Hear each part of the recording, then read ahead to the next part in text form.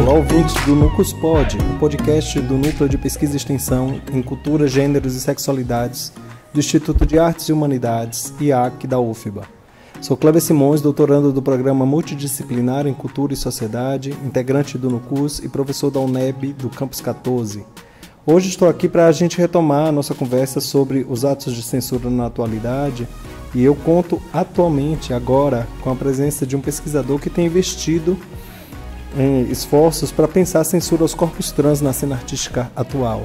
É Ian Habib. Eu vou deixar que ele se apresente para vocês. Ian, com você. Ótimo, Kleber. Muito obrigado pelo convite.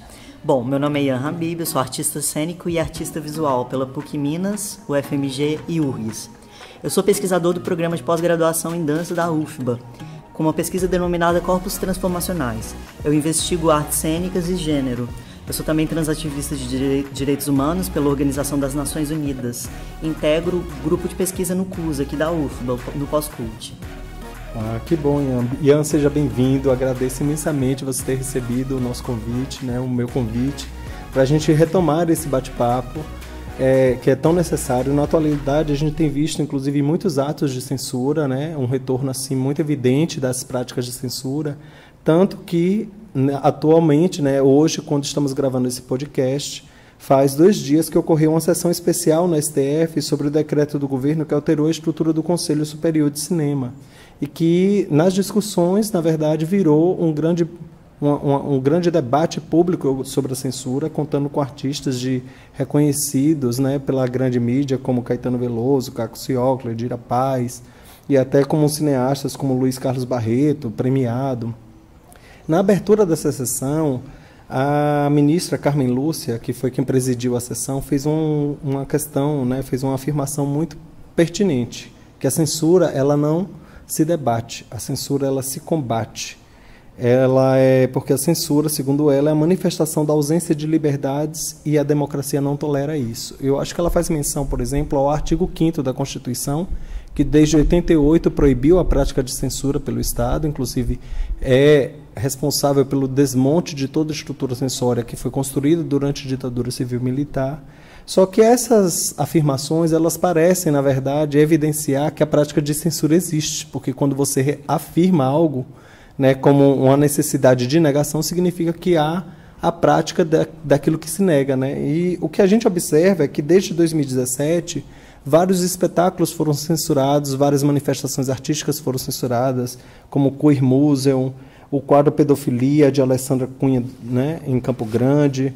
Também temos a performance La Bête, do artista Wagner Schwartz, a prisão do artista Michael Carr, em meio à performance dele, DNA de Dano, no Museu Nacional da República em Brasília. Nós tivemos, inclusive, um grande episódio que se arrolou durante vários meses, na verdade até vários anos, que é a peça Evangelho segundo Jesus Cristo, Rainha dos Céus, que foi extremamente censurada, e você mesmo também sofreu com a censura no seu solo Sebastião, como você já evidenciou no outro podcast que gravamos. E aí eu fico pensando, eu acho que há uma recorrência, digamos assim, de alguns elementos dessas práticas censórias da atualidade. Ela não se dirige, por exemplo, a todo e qualquer espetáculo, e também não se dirige a todo e qualquer corpo em cena, a todo e qualquer artista. Então, assim, me parece que tanto na sessão especial só tinham pessoas cisgênero, e o debate transcorreu na censura no que tange a perspectiva artística, mas esqueceu de pensar em outras práticas de censura que são construídas, arroladas, dirigidas aos corpos dissidentes sexuais e de gênero, que inclusive é uma constante na história do nosso país. Então, assim, eu gostaria que você falasse um pouco sobre como você pensa essa produção artística da dissidência sexual e de gênero na atualidade e essa relação dessa produção artística de dissidência sexual e de gênero com a censura.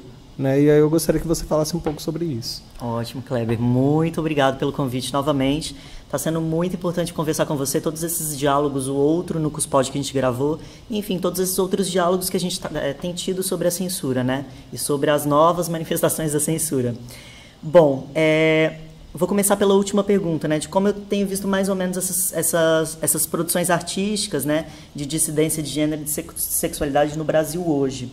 Bom, eu organizei inicialmente algumas das inúmeras manifestações artísticas produzidas por pessoas corpo e gênero diversos, por campos de atuação, que na verdade elas funcionarão aqui apenas analiticamente, visto que as obras, na maioria das vezes, transitam por diversas dessas áreas. Bom, são elas: as transativistas, que seriam manifestações transdisciplinares entre arte e política, as transhistóricas, manifestações transdisciplinares entre arte e história, e as transacadêmicas, manifestações artísticas em contexto acadêmico, ou interligadas à produção documental e produção de teoria.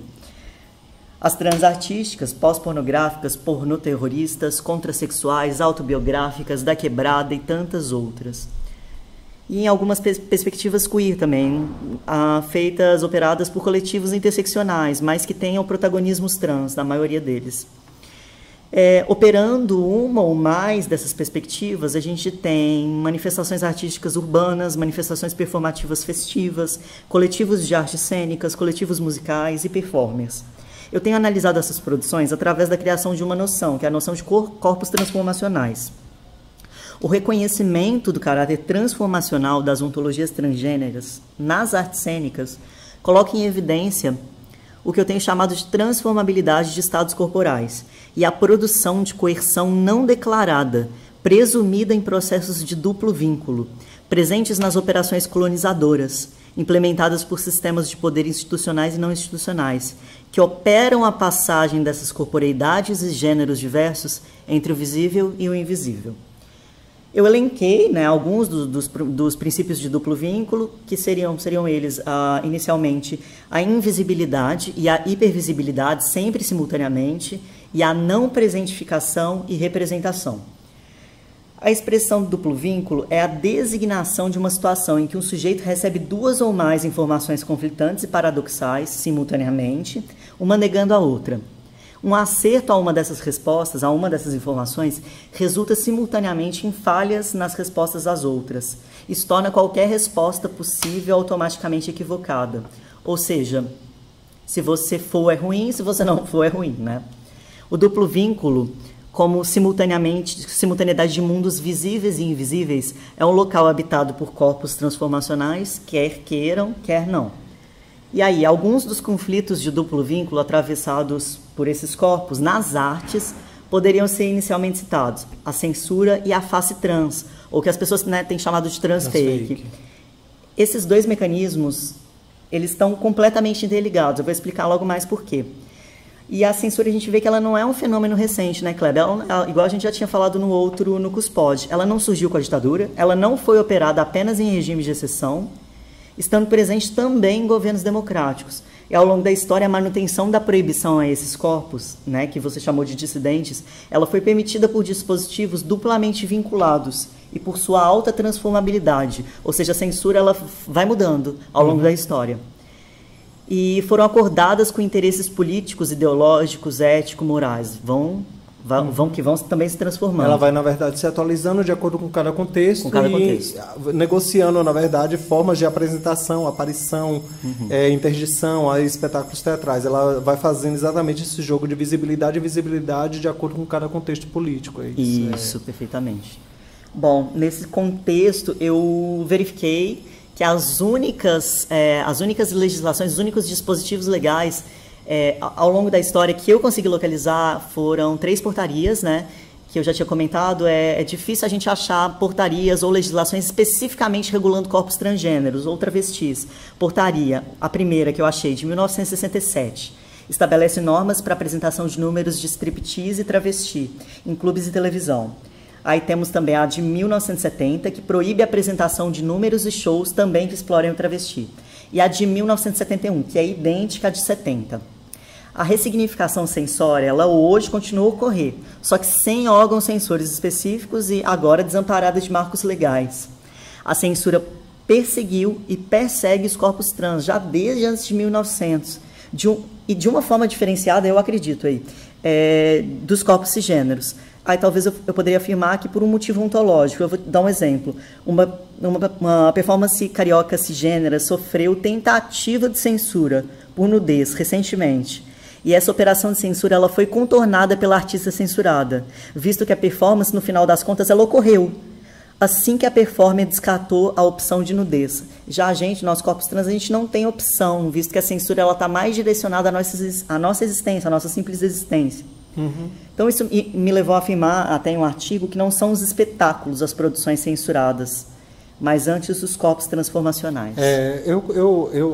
Que bom você falar isso, Ian, e assim, ao mesmo tempo eu acho que isso coloca uma outra questão.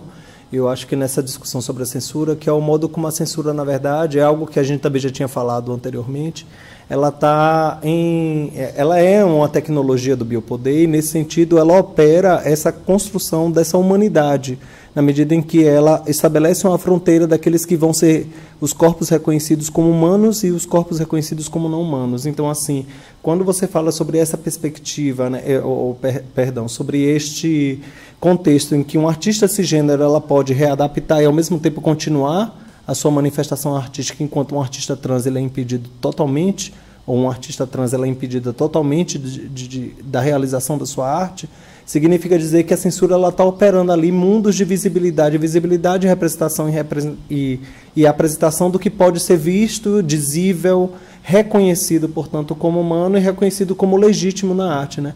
Eu fico pensando, algo que, inclusive, a gente já tocou assim muito rapidamente no último podcast, que é como a própria história da arte, a curadoria da arte também seleciona suas obras de arte, ou seja, aquilo que vai ser reconhecido como arte.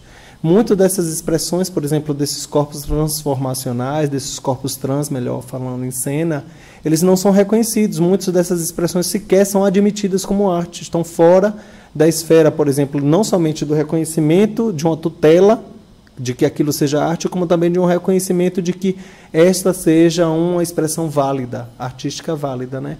E aí eu fico pensando nessas discussões sobre essa questão de como esses aparelhos de censura eles são sutis, né? Eles não estão, de fato, como você falou, não estão enrolados e concentrados no Estado, mas eles estão porosos, são pulverizados, como eles estão, por exemplo, sendo acionados por vários sujeitos na sociedade, né? Curadores de arte, professores de arte, como público, como até como diretores, né? Como até colegas, inclusive, de trabalhos, né? Como artistas também, operam esses regimes de normalização. E aí eu fico pensando num episódio que eu gostaria de retomar e você discutir, que é sobre aquilo que foi mencionado como uma autocensura. A Linda Quebrada foi convidada inicialmente para fazer um show na Parada Gay de João Pessoa, agora esse ano, em agosto, e ao longo da trajetória da discussão, inclusive da comissão organizadora, eles desconvidaram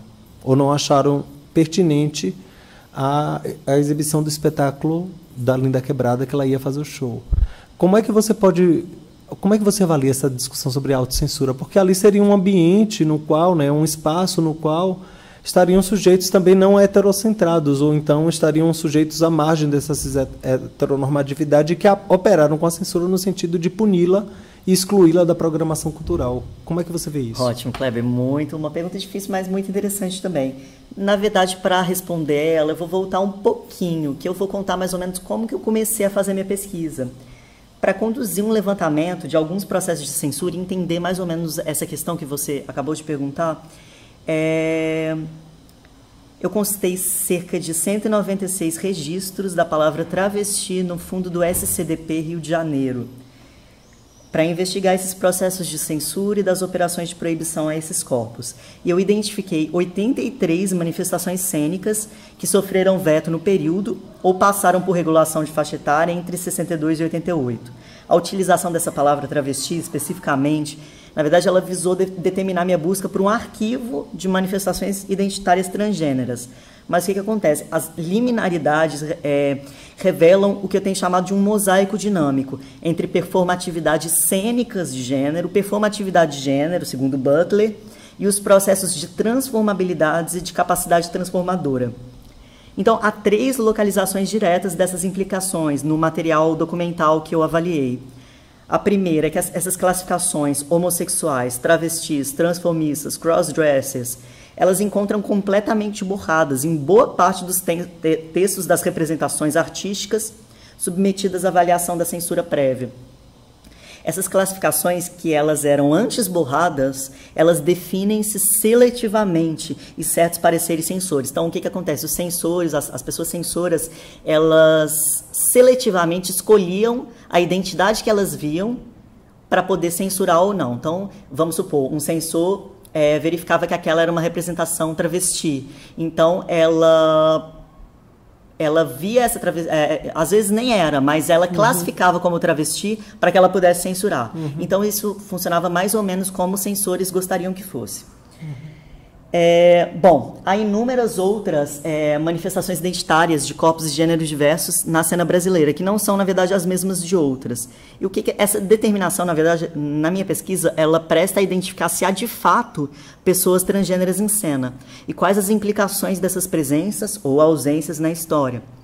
A censura, ela está completamente vinculada à face trans, igual eu disse no início. Eu vou dar alguns exemplos. Por exemplo, a Cláudia Celeste, que é uma atriz que foi retirada de um elenco de uma novela em 1977. A Rogéria, com um programa retirado do ar sem explicações. A Thelma Lippe, que faleceu, e aí eu digo que ela faleceu assassinada pelo sistema artístico, após ela ter sido substituída por ator cisgênero Rodrigo Santoro em um filme, após meses ensaiando. Até 2019, a atriz Renata Carvalho foi censurada 5 vezes, igual você disse, no Evangelho segundo Jesus, Rainha do Céu. Em 2018, aí veio a minha censura em Sebastião. 2018, 2019, a Aiker foi censurada em Coração de Nossa Senhora das Travestis.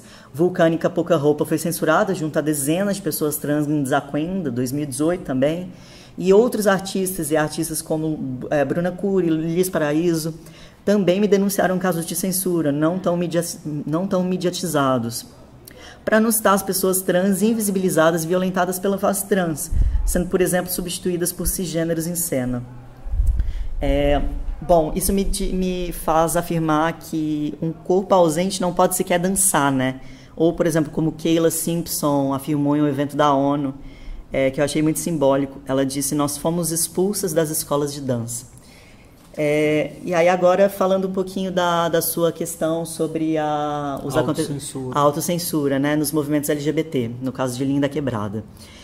Na verdade, eu acho completamente importante a gente verificar essa história que a gente está discutindo agora, para a gente evitar exatamente esses congelamentos e estabilizações de falsas assimetrias, como a atribuição de culpa dos movimentos censórios apenas a instituições governamentais, como se houvesse apenas um vilão, sendo que as operações de censura elas são operadas até por movimentos artísticos, sim, por artistas. E a face trans é um grande exemplo que nós temos.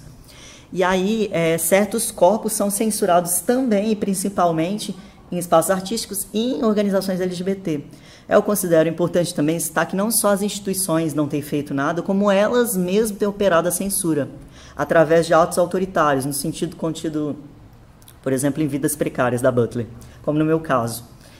Muitos dos movimentos LGBT desconsideram inclusive o T, né? Até o T, o Q, o I, dentre outros. Já que alguns, né, principalmente, são compostos por pessoas brancas, cisgêneras, de classe média ou alta. Algumas dessas críticas a esses movimentos a gente pode encontrar, por exemplo, nos estudos Queer of Color, em produções sudacas, como o de Ira de Pera, em trabalhos feministas decoloniais, como de Viviane Vegueiro, por exemplo. O processo de censura, na verdade, ele também é amparado pelas instituições artísticas. Aí, no meu caso, eu vou tentar contar mais ou menos como foi. Primeiro, houve a proibição de circulação do meu corpo, com a justificativa de veto não amparada legalmente e fundamentada em legislação etária inexistente. E na imaturidade suposta, a prefeitura supôs que a população inteira da cidade estava imatura para receber o espetáculo. Absurdo. O pedido para que eu cobrisse, esse pedido veio da prefeitura e foi amparado pela instituição artística que estava me recebendo, que ia me receber, né? Que ela poderia bancar, na verdade. Poderia bancar. Então, esse pedido foi para que eu cobrisse a minha genitália com uma malha. E aí, novamente, depois, teve um deslocamento temático da minha obra por uma seleção coercitiva não declarada, por parte também das organizações artísticas. Ou seja, não é apenas o governo, não há um vilão localizado. A minha obra, ela não tinha um tema específico de identidade de gênero, mas o que chegou nas mídias, que foram aproximadamente 12 mídias que eu contabilizei, todas elas haviam a expressão identidade de gênero. Então, há um deslocamento temático da minha obra, não coercitivo. Estratégico, né, também. Estratégico também. Para a punição. E Por fim, não houve a divulgação do meu nome em nenhuma dessas mídias analisadas. Houve terceiros falando oficialmente sobre a minha censura em entrevistas institucionais sem a minha presença e conhecimento, a invisibilização de marcadores identitários por fantasias, hipermarcações, discursos de ódio e ameaças em comentários, né, nessas mídias, e desemprego, porque depois, Kleber, infelizmente eu não consegui circular mais com esse espetáculo, depois do ocorrido. Então eu tornei-me, igual eu disse, através desse mecanismo duplamente vinculado, hipervisível e invisível, simultaneamente. Nossa, Ian, olha, é lamentável ouvir esse relato, porque, enfim, a arte, na verdade, é uma das grandes expressões da nossa liberdade, e quando a gente vê, por exemplo, o seu relato, a gente vê que a censura, ela, na verdade, opera com várias outras formas de violência que produzem não somente a precariedade, mas também expõe o artista, no seu caso, né, a uma série de outras violências e formas de subjugação que são, enfim, mantenedoras de um estado de opressão e desigualdade muito violento para as pessoas não cisgêneras, né? Assim, agora eu gostaria, o nosso tempo já está terminando, eu gostaria que você retomar uma questão que você apresentou no início da sua fala, que me interessa muito, eu acho que vai interessar também aos ouvintes do NucusPod, que é sobre o conceito que você tem desenvolvido para poder pensar esses corpos, que são de corpos transformacionais. Eu gostaria que você falasse um pouco mais sobre esse conceito, que eu acho que ele pode nos ajudar a compreender melhor essa relação entre essa produção artística desses sujeitos, que eu chamo de dissidência sexual de gênero, né? Esses sujeitos, esses corpos trans em cena, e ao mesmo tempo a censura, né? Essa relação com a censura. Eu acho que é um conceito potente para que a gente não somente opere na compreensão, mas também opere na transgressão. Então, assim, eu gostaria que você falasse um pouco. Bom, vou falar bem brevemente por uma questão de foco, né? O corpo transformacional, na verdade, é aquele que, a partir da alteração de seus estados corporais, tem, dentre outros aspectos, sua qualidade de movimento, sua forma e sua existência alteradas. A mudança de um estado corporal para o outro, ou seja, a transformação corporal, ela pode se dar por estratégias de movimentação baseadas em tarefas físicas, por indicações de movimento, pelo trabalho corporal imagético e por acoplamentos e reacoplamentos em redes de materialidades, que incluem corpos humanos e não humanos, como organismos, dispositivos tecnológicos, espaço-tempo, coisas, forças, conceitos abstratos e epifenômenos. As produções de efeitos materiais podem se dar também a partir da memória, imaginação e pensamento. Essas redes de reassociações e dissociações atuam na potencialização, amplificação ou distorção da experiência física, sempre dissolvendo as dicotomias presentes nas separações entre corpo-mente, corpo-espaço, organismo-máquina, físico e não físico. Um corpo transformacional transforma a materialidade, sendo simultaneamente transformado por elas. Através desse conceito, Kleber, eu tenho exatamente pensado a captura desse corpo transformacional, dessas transformabilidades, através desses mecanismos coercitivos, né, de duplo vínculo. Bem, olha, nosso tempo está totalmente esgotado, mas eu gostaria de agradecer mais uma vez a sua participação, ao convite de ter batido esse papo com a gente. Aprendi muito contigo.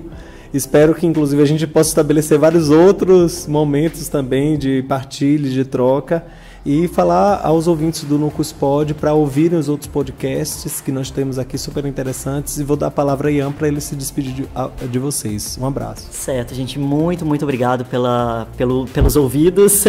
E, bom, se vocês tiverem mais curiosidade, né, sobre esse meu trabalho com censura, com a face trans e com outras manifestações cênicas transgêneras, vocês podem procurar alguns artigos meus, tem alguns já publicados, e agradeço novamente o convite. Muito obrigado.